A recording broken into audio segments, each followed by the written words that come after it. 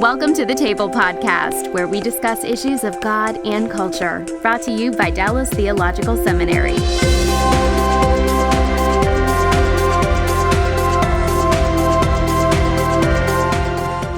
Welcome to the Table. We discuss issues of God and culture. I'm Darrell, Bock, Executive Director for Cultural Engagement at the Hendrick Center at Dallas Theological Seminary. And my guest is a good friend who I run into occasionally, usually in the other side of the world, because he's from Australia, Michael Bird, who is Academic Dean at Ridley College. Michael, welcome to Dallas. Well, hello, Darrell, and thank you for having me. Well, it's kind of strange. Usually when I'm around you, I'm the odd accent out. Yeah. And now it's all reversed. Yep, that's exactly right. Yeah. Well, I heard you've done the proper Texas tour. You went to Waco. Yes, I was a little bit concerned why my wife wanted to go to Waco. I just assumed that she was a big fan of the Baylor Bears or something.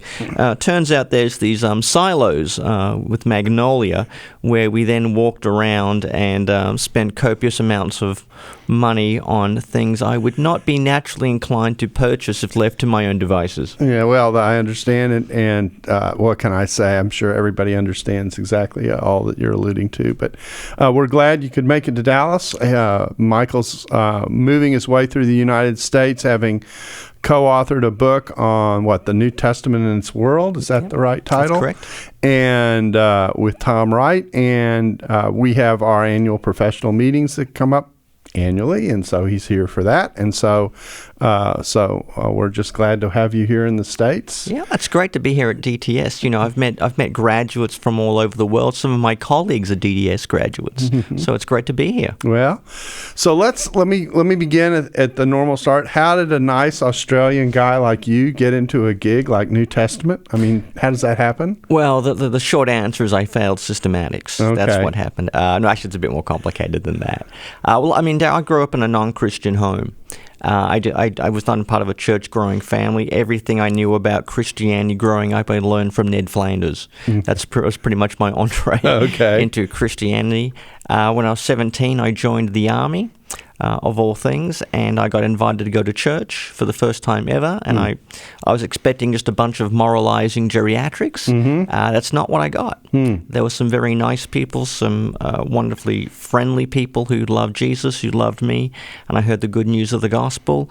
And, you know, as I grew in my faith, I wanted to know more about the Bible, more about God, so I began studying, and I loved it, and I thought, well, I've got to go to seminary.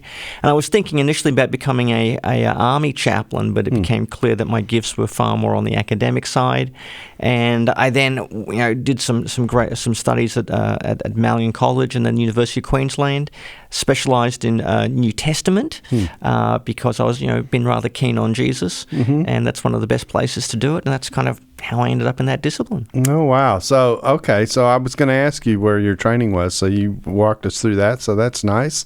So you've ended up writing literally all over the New Testament. Yeah. But one of the things that you're most known for, I think, is, and probably where your initial contribution was in interacting with what has been called the New Perspective, which we normally on the table are not dealing with topics that are so directly theological and New Testament oriented, but in this case we're doing so because obviously I would say that the discussion on the New Perspective is probably one of the most, I say this neutrally, discussed areas of Pauline theology today. Contentious, yes. Well, and yes, there's back and forth that goes on that's much like the Australian Open. And so, so let's talk about kind of why you decided to enter into that conversation, and what do you see involved in that conversation? Yeah, well, it was a little bit odd for me to do it because, like you, Darrell, I'm mainly a gospel scholar. Paul rocks, but Jesus reigns. Exactly right. That's always been my motto. So I love spending my time in the Gospels, particularly the Synoptic Gospels, that type of thing. But because I also have a Reformed pedigree, I feel like I get dragged into all these Pauline debates, and I find Pauline studies is a bit like like the mafia. Every time you think you're out, they just drag you back in. Yeah, Paul kind of looks over Jesus' shoulder, doesn't he? And then from a canonical perspective. Yes, exactly, exactly. So there was all this debate going on, particularly I think in the 90s and the early noughties, and it was about this new perspective on Paul, what it was, and whether it was spawned from the armpit of Satan himself or something along that line.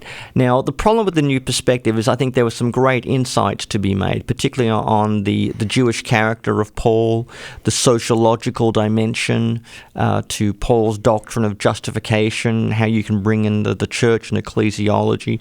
But there probably were some overstatements made as well, particularly the idea that works of the law simply refers to the boundary markers of Judaism, maybe emphasizing the sociological, or you might call it the horizontal dimension, a little bit too much, and kind of discounting or minimizing the vertical, the relational aspect with God. And I think Howard Marshall put it well. He said, the new perspective is generally correct in what it affirms, but often wrong in what it denies. And you also have to add that scholars like E.P. Sanders, James Dunn, and N.T. Wright, they did somewhat evolve over the course of their career, and they did nuance things. And you see that particularly, I think, in Dunn, and certainly in Wright as well. They do kind of mature in their thinking, and they end up moving away from some of the slightly unguarded statements. One thing I know with Tom paints on it with on a big canvas with a thick brush, and he often doesn't add in some of the details that are very crucial and also like a shibboleth to certain political or certain theological tribes. And because he doesn't do that, he cops a lot of flack. But when he actually breaks it down in detail, I tend to think it's a lot more commendable and formidable and defensible as a position. Okay, so let me go through some of the features of this and just get your reaction. And here I'm thinking less of the new perspective per se as trying to explain why the new perspective discussion emerged. And historically what happened, of course, is, and this goes way back, is that Judaism is characterized as a religion of legalism and a religion of works.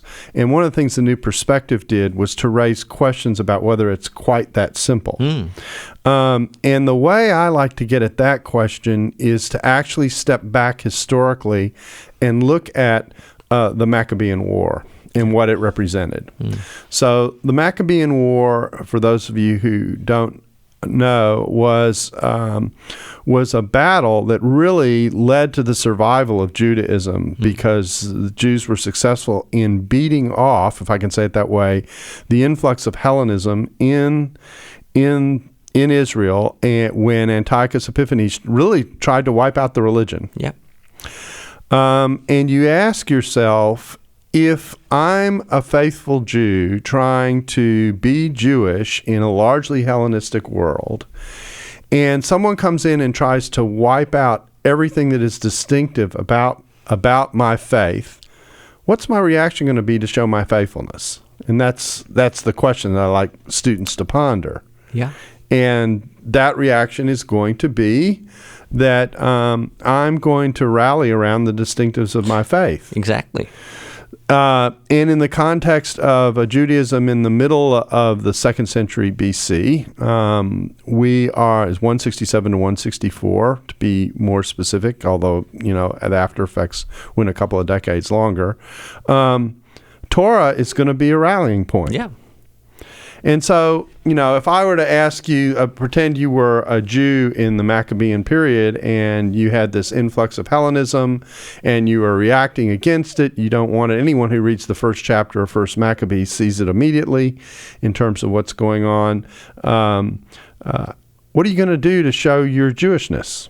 You're going to double down on those areas that they're trying to eradicate. So if the governing officials say you can't circumcise your children, you're going to make sure they're circumcised. If they're going to ban Torah, you're going to be people of Torah.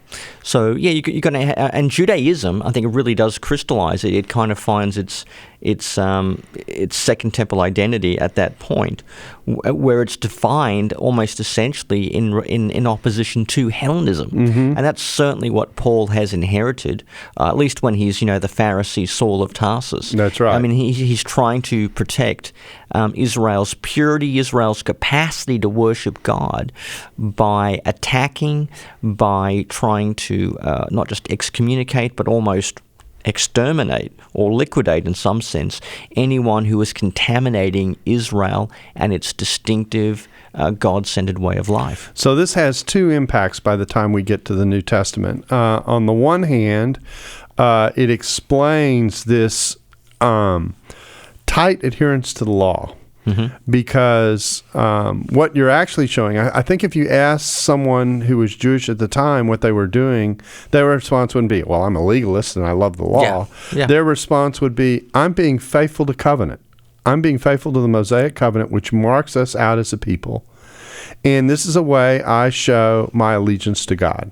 Yeah, exactly. And the second effect is that the idea that there could be a peoples formed of Gentiles and Jews operating in the same space would be another challenge to that past. Yeah, exactly. Or if you had Gentiles, they could only be there as guests, not as equals. So that you could have God-fearers who you might say could be of a Jewish community, but not fully in it. So they can only come in if they decide and are willing to become very much like us. Yep, proselytes. Yep. That's right.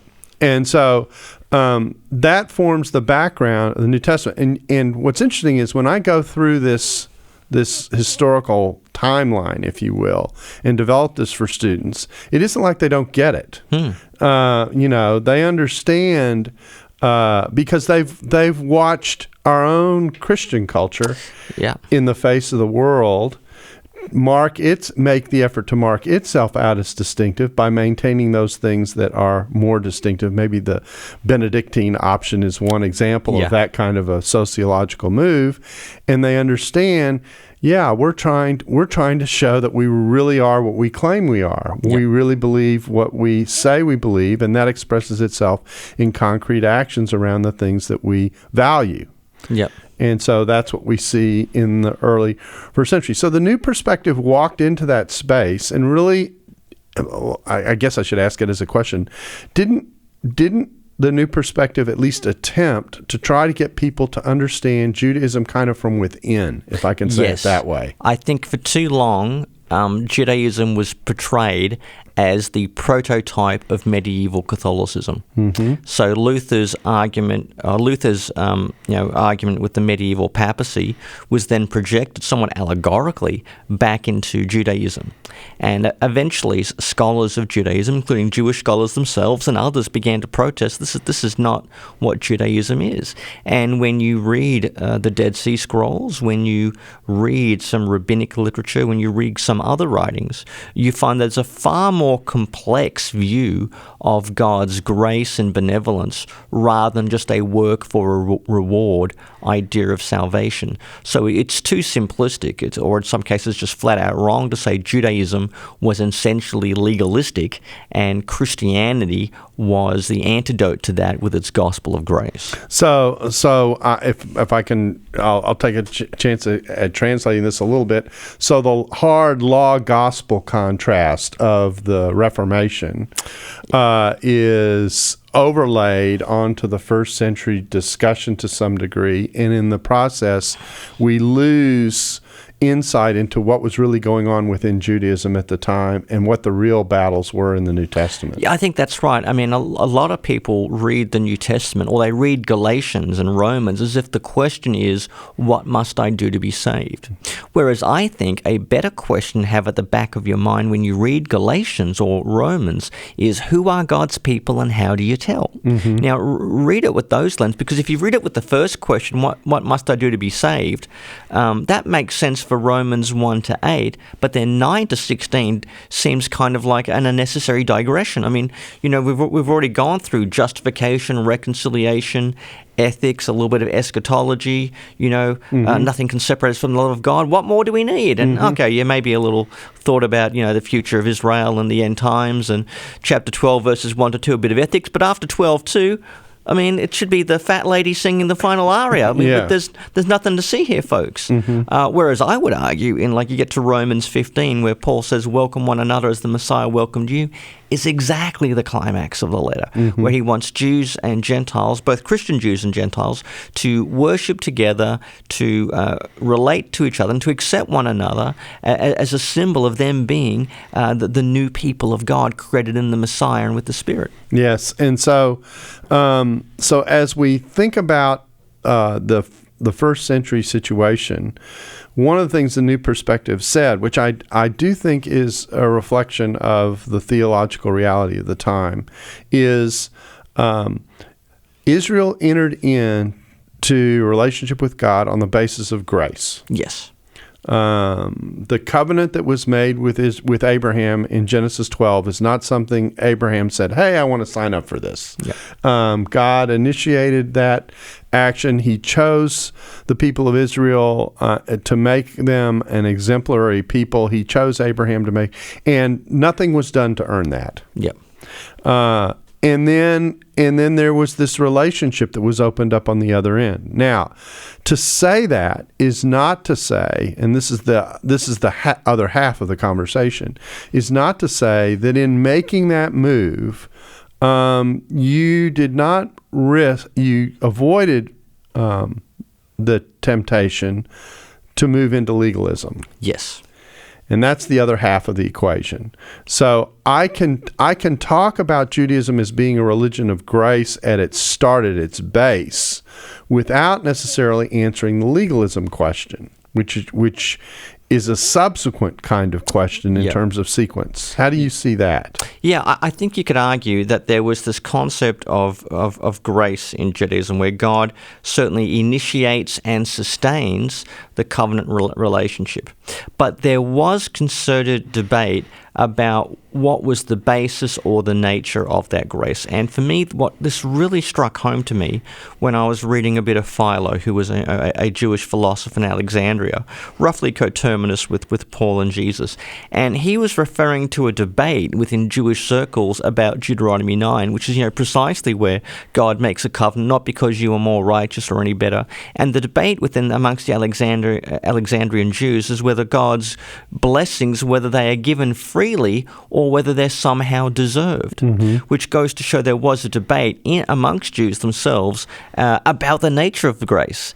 Is grace, is it given unconditionally? Is it given with some degree of worthiness? And that then transfers into debates about Abraham. For example, there are some Second Temple Jewish writings, off the top of my head, I think Jubilees might be one of them, which talk about Abraham's pagan life when he was already a God-fearer, already opposing paganism when he was living in, modern-day Iran, which somehow makes him worthy to receive the call of God. So you can find different tiers of Judaism, or different wings emphasizing different aspects. It's certainly the case that the Judaism of Jesus and Paul was not some sort of proto-medieval Catholicism. They had this idea of grace, God's beneficence and God's blessings. But I would say that I think Judaism can become it can put more emphasis on the doing, or on the Torah aspect, the nomistic observance under certain circumstances. Everyone agrees that God has given us the law, and that's one thing we do as a response to His grace. But then you get down to sectarian debates about, well, which view of the law do you have to obey? Do you follow the Pharisees? Do you follow the Essenes, the Qumranites? So whose view of the law counts? Whose calendar counts? Because you get the calendar wrong, you're literally observing every day on the wrong day, every festival. So it's in sectarian debates. And then if you add eschatology, okay, if there's going to be an age to come, who is going to enter that age to come? Is it going to be all Israel, or will it only be the righteous? Because, during the Maccabean period, some Judeans threw their lot in with the Hellenizers. That's right. And they abandoned. Are they going to be in the age to come? That's right. I'm guessing not. So if you add a bit of eschatology, there can be an emphasis on the doing of the law. And then finally, when you're talking about rights of entry for outsiders, and I think this is certainly applicable to Paul, what must people do to enter into this covenant if they are Gentiles? So those three areas, sectarian debates, eschatology, and rights of entry for outsiders, when you get into those contexts, even with the emphasis on grace, you can still see a drifting towards some nomistic emphasis on doing of the law, even though that's not ultimately completely against the idea of grace. It's then how the grace works out and relates to each individual person. So, as if that wasn't complicated enough, add another layer, which is that we're in a transition in the program of God from a Christian point of view, which is that whereas we were relating before Christ came to God, primarily by means and through the law, because that was the way the people of God were kind of being managed, if I can say it that way. It's a stewardship. Now we come along with Jesus, who in the midst of doing what he is doing is saying, now if you respond to me, God is going to give you the Spirit of God. Yeah. And so everything that was previously external is now going to be internalized. This is an evocation, obviously, of promises tied to the new covenant, which is eschatological from a Jewish point of view, et cetera. So that layer goes on top of that. So when you're no longer relating just to the law, but now you're relating to God through an internal experience with the Spirit of God, all of a sudden, the card game that you're playing has changed. Yeah, that's exactly right. That there is a shift, there is a transition that takes place. You see this initially with Jesus. He says, "Look, what marks you out in being part of God's covenant people is no longer adherence to the Torah; it's your allegiance to me," which is an amazing claim to make. It's an astounding claim.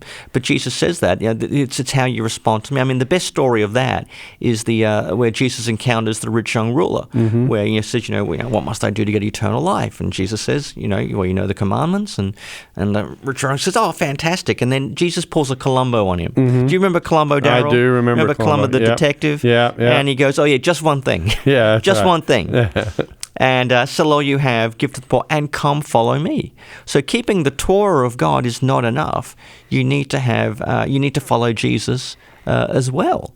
And that completely changes the card game, because there is a new center in God's covenant plan, in God's saving design. This is an irony, and it's an aside, but I can't avoid noting it since you mentioned the rich young ruler. I really love that passage. I love to talk about that exchange and say to my students, now, if I asked you on an exam, what does it take to be saved, and you gave the initial answer that Jesus gave, would you flunk that? Would I flunk you on that exam? Because what actually happens is, as a result of the totality of the answer is, it isn't that the goal has changed, which is to love God and love your neighbor. That's still the goal of where Scripture's designed to take us ultimately. But the way we get there has shifted in terms of, well, it isn't just the commandment by itself. Now, by being allied to Jesus and by receiving what he's able to give us, we are now made capable of doing what is being asked of us. Yeah. And in the midst of that, then, able to live out a distinctive Christian life. Now, that was an aside. That didn't have... No, that's perfectly right. I think that's perfectly right. The whole thing's flipped. That the Torah is not set aside and, put in the dumpster. The Torah is fulfilled when we follow the example of Christ, the teaching of Christ, and have a life led by the Spirit. If you do that, you fulfill the law. So it's not the law's nullification, it's the law's fulfillment that we should be interested in. And the landing place then becomes the love of God and the love of others in such a way that is distinctive, that shows the character of God by the way we live and the way we engage. Yep. That's a whole nother podcast. Oh, yeah. But that's actually an important point, because sometimes what we do in conservative circles is we sever the salvation experience from the point of why it is that God saves us. In other words, God doesn't just save us simply to get us to heaven and give us, this protective soteriological bubble that we live in until we get to heaven. No, he's actually in the process of making us into a certain kind of person who responds to God in a certain kind of way. Okay, so let's pick up the discussion. One of the things that has struck me about the new perspective discussion, and this is my take when I get critical of some of what is said, is this. I think they're very right to get us to the point of thinking through what was Judaism like in the first century, and that it's not exclusively a discussion about legalism. It becomes a discussion about legalism, but it's not exclusively a discussion about legalism. That's the first point. But the second point is that in the midst of emphasizing the corporate, which certainly in the West we tend to develop. Everything's about me and my God, and we don't think corporately near enough. And the New Testament's thinking corporately all over the place. There's no doubt about that. In the midst of doing that, somehow the significance of the Spirit of God in the midst of this conversation, informing this broad people of God, I'll say it this way, gets understated. My own take on particularly the debate that has existed, the contentious debate that's existed between Tom Wright on the one hand and John Piper on the other, has been that the role of the Spirit of God as kind of the bridge in that conversation has been minimized. Yeah, well, I mean, I can't really speak up for either of them. Okay. I mean, they're both scholars who can defend themselves. But I mean, there's a number of different, lacuna or different things. If you added, I think both sides could do a bit better. So on the new perspective side, I think you can say yes, there was grace in Judaism, but there was enough diversities within it to say that some aspects could be mystic. And then on, say, the more conservative Reform side, I think they do need to recognize as well that you've got the Spirit creating this new people who's going to be there through, given by Christ, the dispenser of the Spirit, and that does change the game. And then the categories they're operating may not necessarily be the ones that later developed in Protestant dogmatics. But certainly, I think, both sides could imbibe a bit more notion of the Spirit there and its prominence. So this top layer that we're talking about that changes the game. So we're not just talking about my relationship of God and law, which is where the debate tends to be focused, understandably, since Judaism's the given.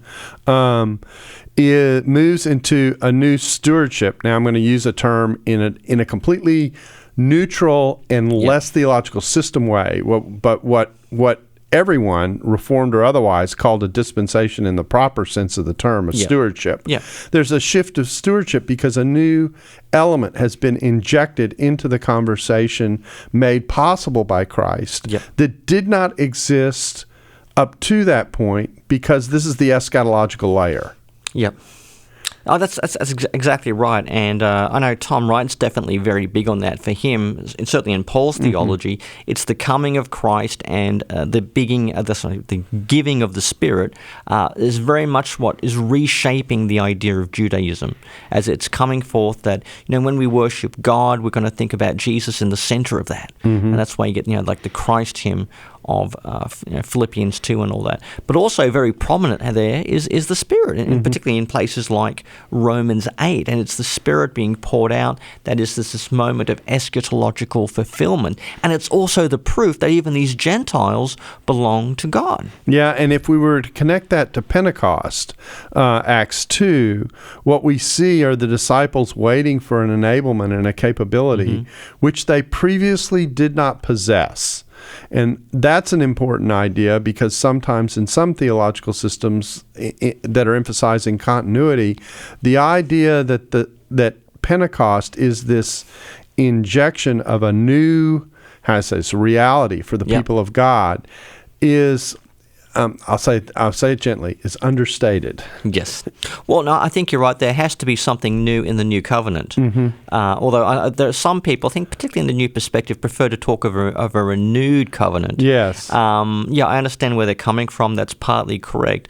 But there is something new, stuff that wasn't there before. And this is what the prophets are pointing to as well, whether it's Jeremiah and Ezekiel, and they talk about God giving you a heart of flesh so you can finally, fully and truly in contrast to a heart of stone. Exactly. Yeah. So there's something genuinely new in the new covenant, and that can never be underplayed. Yeah, and the reason that conversation is important in my mind, again going back to the Synoptics and particularly to Luke, is I have a line where I go, Luke 3:16 is as important for soteriology as John 3:16 I quote that everywhere, Darrell. Yeah. I quote that line a lot. In my own systematic theology, evangelical theology, I quote that line. And when I teach my course on Luke, I quote that line. Yeah, because what you are getting is John the Baptist telling you the way, I am not the Christ. The crowd is speculating that he's the Christ. Only Luke tells us this. And so, the reply is in all the synoptics, but the context of the reply is only in Luke. And that is the crowd was speculating, maybe John is the Messiah. Yeah. Now, and John said, nope. Not me. I'm only baptizing with water. The one coming after me, far stronger than I am, far greater than I am. I'm not even worthy to untie the strap of the sandal, like a slave would. I'm not worthy to do that in relationship to him. He's the one who will be the Messiah, and the way you'll know it is he's going to baptize you with the Spirit and fire. And so the baptism of the Spirit is the sign not just of the new age, but who the Messiah is, which is exactly what Pentecost is preaching. You can know that God has raised Jesus because now the eschatological promise of the Spirit of God has been poured out on the people of God. It's the sign that the new era has come. Yep. All that's telling you how important all that is. Exactly. And the big thing there, too, is that the giver of the Spirit is Jesus, and the one who receives the Spirit, it's not the Herodians, it's not the Sadducees, it's not the priests, it's the followers of Jesus. They're the ones who receive the Spirit and this blessing of the new age the prophets promised. Yeah, and another thing I do like to say as we talk about this is, there's a dispute ongoing in Jerusalem when Pentecost happens, and the dispute is Jesus who he claims to be? And there are only two options on the table. Yeah. He's either a blasphemer or he is the one who's been exalted to the side of God. Those are you walk into the voting booth, those are your two boxes. Yeah, there's no third party option. There's no third party. There's no, he's a great religious teacher and he's the bridge between the two of us. No, well, not seen in this light. And the resurrection is God's vote in that dispute. God walks into that voting booth and he checks the box that says, I'm going to exalt this one and bring him to my side, showing you who he is. And then I'm going to distribute the Spirit so you can know that's who he is. And that's the speech in Acts 2. Yeah, exactly. And so the line in Acts 2:36, therefore let all Israel know that God has made this Jesus whom you crucified, both Lord and Christ. Didn't do it in the order in which the Greek lays out, which says both Lord and Christ, he has made this Jesus whom you crucified. But that's the point. You can know it because the sign of the eschatological arrival, the promise of God, has been distributed through this Messiah whom God has exalted. And Easter becomes not just the proof that there's life after death, which is the way we often preach it, but the vindication of the Son of God. Exactly. Yeah, that's exactly the point. Jesus has been exalted to the Father's right hand. There's a human being now at the helm of the universe. Jesus takes his ascended humanity with him, and it's him who gives the Spirit. Yeah. And so all of this is designed to show that even though in the context of Judaism, there was a grace starting point and a grace hope, the hope of the Spirit, that the way in which all that gets triggered, if I can say it that way, is through the mediating work of the Messiah, who is Jesus. Yep, I think that's exactly right. The only thing I think we need to add to this conversation is, often I'm confronted with some rather zealous young seminary students who have been taught that the New Perspective is completely awful. And I'm usually able to disarm them by asking three simple questions. And the first question I ask them, I say, Paul says in Romans that we believe a person is justified by faith apart from works of the law, or what comes next? And I say, what's the opposite of justification by faith apart from works of the law? And they kind of think, or we're justified by works, or we're saved by our righteous deeds. Paul's answer is, the answer students give me is usually personal, individual soteriology, how I get saved. Paul's answer is, do we believe a person is justified by faith apart from works of the law, or is God the God of the Jews only? Mm-hmm. So the answer there is at least partly dealing with the issue that God's grace is limited to one particular people. So the issue is not just legalism. The issue is this national status of Israel, and that God's grace is listened to them, is restricted to them. The second text I love taking students through is ask them, do they believe, was Christ cursed on the cross for us? And I say, why was Christ cursed on the cross? What was the purpose of Christ being cursed on the cross? And I say, so we could be saved, so we could go to heaven. I say, that's all great and true. But what does Paul say? Paul says the purpose of Christ being cursed on the cross so that we would be redeemed and the blessing of Abraham would come to the Gentiles. Mm-hmm. Whereas people want to focus on, again, that personal, individual element. Paul's answer is redemptive, historical, and it's about bringing Gentiles into this Jewish family of faith.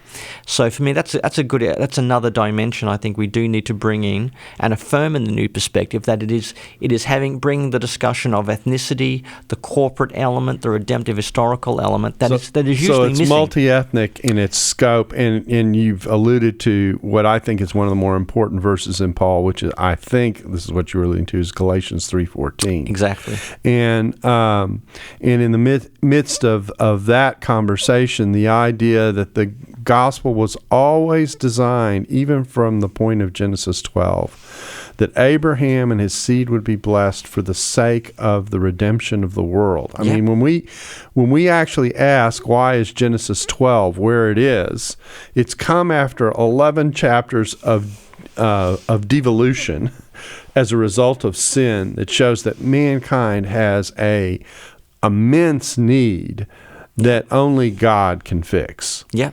And Abraham is the solution, and the blessing of the world through the seed of Abraham is the solution that Genesis 12 deposits and posits as the solution coming down the road. Yeah, and that's what's being fulfilled in Paul's doctrine of justification by faith. Mm-hmm. I mean, for Paul, this is the doctrine whereby, the teaching that God creates a new people with a new status in a new covenant as a foretaste of the new age. That's what justification is when viewed as a comprehensive category, and it is Paul's license or Paul's rationale as to why we should have Jews and Gentiles, Greeks and barbarians, working together. This is the reason nobody gets asked to sit at the back of the church bus, because we're all one in Christ Jesus, because we're all in Christ. We all share the Spirit, and this transcends ethnic categories. This transcends the various cultural, religious, and ethnic divides that have usually been what's defined who's in and who's out. Okay, now I'm going to transition to one kind of final conversation before our time goes away, but I want to summarize where we've been. We've talked about the cultural context of the first century and the nature of Judaism, and that Judaism always had, if I can say this seed of grace that has been central to what Judaism is. I call it a framework of grace. Okay, that's nice. And then we've talked about the role of the Spirit and being central in this new layer that comes with what Jesus does that changes the game, because it brings a new element into the equation. And we've talked about the multi-ethnic nature of this outreach and how that's an important part of what God has done in Christ, emphasizing the corporate dimensions of what's going on. Those things are what we've covered. I've got one more left, and it's going to actually tie this up into a nice knot, and that is the ethics that comes out of this. Yeah.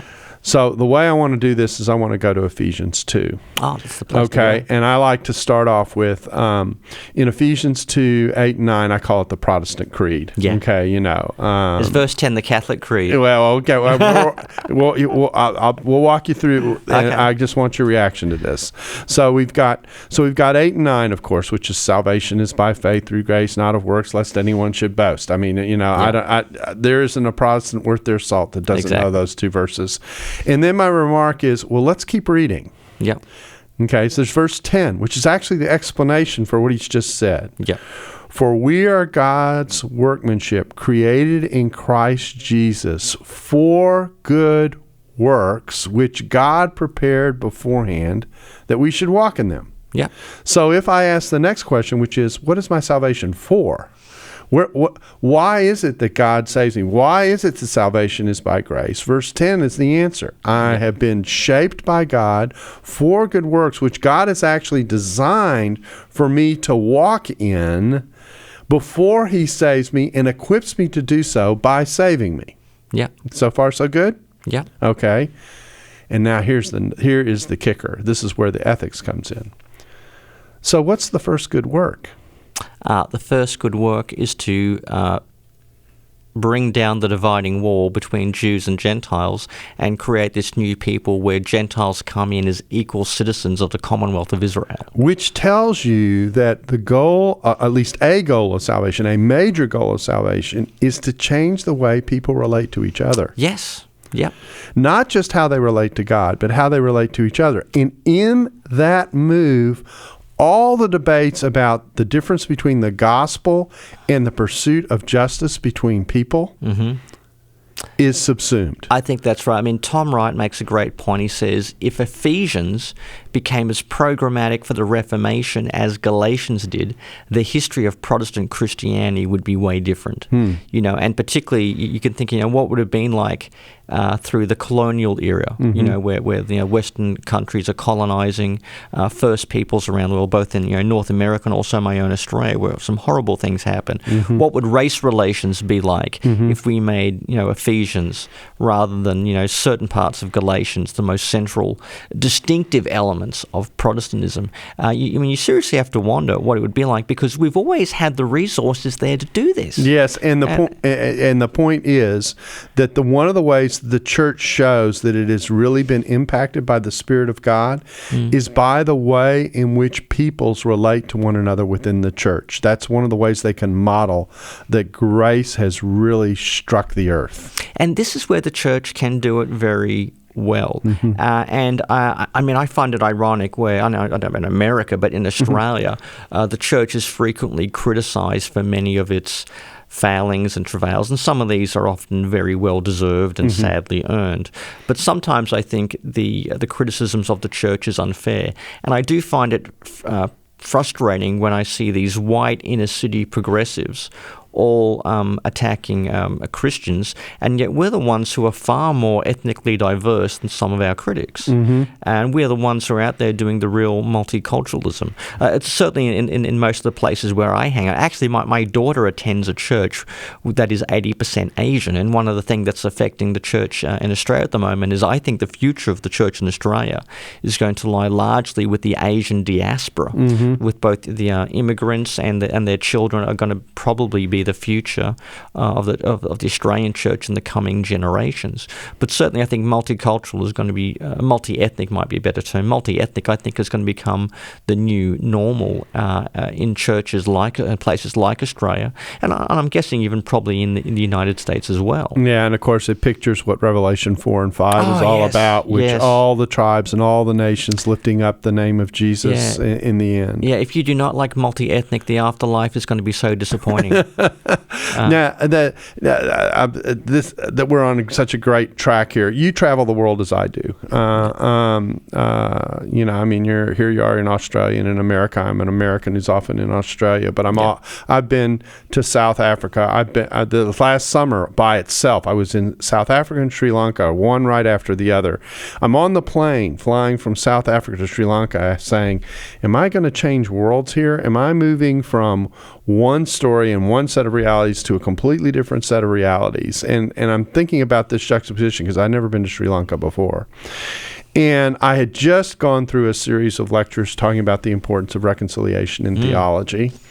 And I land in Sri Lanka not having known very much of its history came to discover that they had just been through a 30-year civil war between two ethnic groups that were in the church. And I did a lecture on the theology of Luke Acts that centered on the importance of reconciliation as a part of what that story was about.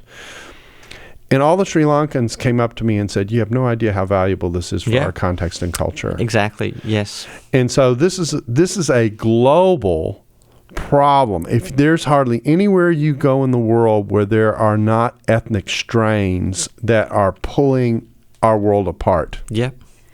And the gospel speaks right into it. That is exactly right. Wherever you go, wherever there's different ethnic groups, you will find some kind of ethnic tension, and you'll find an us and them, or people who are being othered, and you'll see all sorts of prejudices and biases, which are sadly sometimes justified using religious capital of some form. But Christians who are soaked in Scripture, who hold to the worldview of the New Testament, the teaching of Jesus and the apostles, will always resist that. Always resist that. And then I joke that Jesus may say it, Jesus may say it, John the Evangelist may say it, Peter may say it, John the Baptist may say it, the evangelist Luke may say it, but it doesn't count unless Paul says it. And Paul says it in Ephesians. Yes, exactly. And so this is such an emphasis. It's actually one of the strongest strands of emphasis running through the entirety of the New Testament. I know. And which goes to show, again, the question of what must I do to be saved? Well, it's real. It's there. It's important. It's the start. And it doesn't end up being the controlling question. It's who are God's people, and how do you know, and how do we learn to live with difference? I mean, that's what the last quarter of Romans is about. How do you learn to live with difference? How do we worship people with different convictions about, food or wine, or which day we observe? And the symbol that the new age has arrived, that the new creation is here in seed form, is the fact that you've got these Jews, these barbarians, these Greeks, these Romans, these Scythians, these Lydians, all sitting together around the same fellowship table, praising the one Lord. And it's keeping what is most central, and then figuring out how that works on the things that are more on the periphery. That's exactly. You're doing a theological triage, knowing what is central and what is peripheral, and where you can leave things for a matter of conviction.